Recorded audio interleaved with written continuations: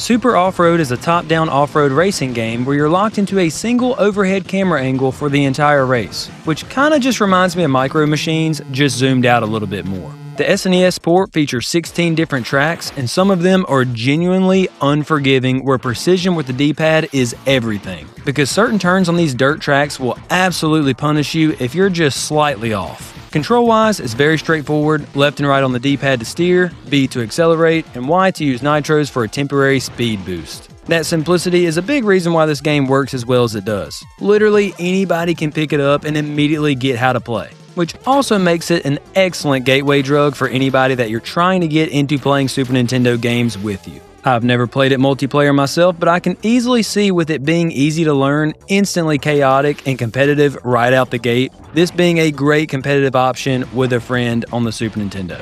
But let's talk about how this game actually works if you're trying to beat the game yourself. So you start racing, and there's no explanation of how many races there are or what you're working toward, you just keep racing. What's the race circuit? How many do I need to win to beat the game? I just keep going indefinitely? Because they don't tell you how many races there are in the campaign or story. And after each race, you earn money depending on where you placed in the race, and that money goes towards upgrading your truck, which I think is one of the first console games to do this, so I will give Super Off-Road its flowers for that. You put it into shocks, tires, speed, acceleration, or you can buy nitros to use as speed boost during the next race. But if you think you're going to win first place every time to maximize your cash for upgrades, think again. And this is where we talk about the other racers' AI. Specifically, the AI for the gray car is ridiculous. I won the very first race on this game, which was either beginner's luck or that's how they suck you in by letting the player always win the first race. But besides that, I won only one other race, and that was where the gray car was kind of glitching out on the track and started going in circles. But if it wasn't for that first beginner's welcome race and the one where the gray car just started tweaking out of nowhere, I would have never won.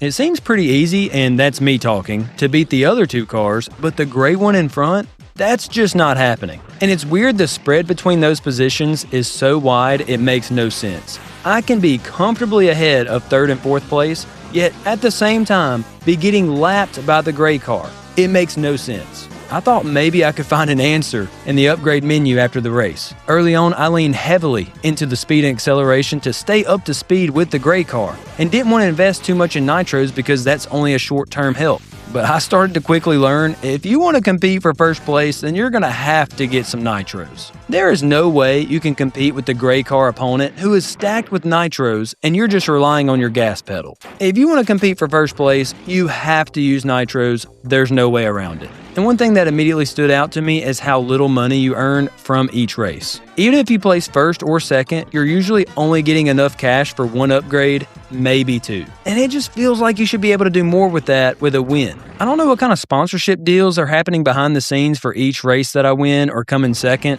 but the checks are pretty light. And be careful when spending your money on upgrades, because once you spend that money, there is no going back and there's no undo button. If you commit to an upgrade path and decide later it's not the right move, well, that's it. Now, the sequel lets you adjust and experiment, but this one doesn't. And if on a race you come in last place, you'll hit this wipeout screen and you lose all of your upgrades and you start over. You don't know how far back you've fallen since there's not a race circuit guide, and you don't know how long it's going to take to recover. You just start over and keep racing. So I guess the only real goal becomes seeing how upgraded you can get your truck. And when you look at how many notches there are to fill, and you realize you're usually making one upgrade per race, maybe two, you start doing the math in your head. Do you know how many races in a row I would need to place second, not crash, and lose everything to get all the way here? Yeah, that's not happening. During the race, there is a lap counter and a nitro display on the back wall of the track, and it might help some players, but I found it easier just to keep track mentally. And there are some money pickups and nitros scattered across the track, which sounds helpful, except the gray car is faster than you and programmed to grab everything in its path. So the fastest car is also vacuuming all of the resources before you even get there. How lovely. He already has over 80 nitros when I can buy only 10 at a time. So first of all, explain to me how that's fair. And you're telling me he'll pick up the nitros on the track before you too? Bro, what? Races end the second the leader crosses the finish line. And if that's not you, you better hope that you're right behind him, or at least in third. If you can time it right, you can even use a nitro right before the gray car passes the line and sneak past one opponent at the last second, which I had to do plenty of times in order to not come in last place. And then there's the trophy screen, and I just gotta ask, why is there Seinfeld music playing here? You got to tell me you're hearing that too. I really wish this game had proper circuits or championships instead of just race after race. Because while I think Super Off-Road works really well as a two-player game, playing solo feels a bit like a test of patience rather than progression. Now, all that being said, I had a ton of fun with this game. All the chaos with the sharp D-pad turns, and then using those nitros to hopefully come in second or third place, I had a lot of fun with it. And that's something to say here for a simple fixed-screen racing game. And I think that's part of the appeal. It's simple enough that anybody can play it, but it's difficult enough for skilled players to try and master. So in conclusion, gameplay, a ton of fun. I just wish I had more with a circuit or some kind of championship series, but that's Super Off-Road for the Super Nintendo. So, would a mediocre gamer like Super Off-Road? The answer is yes.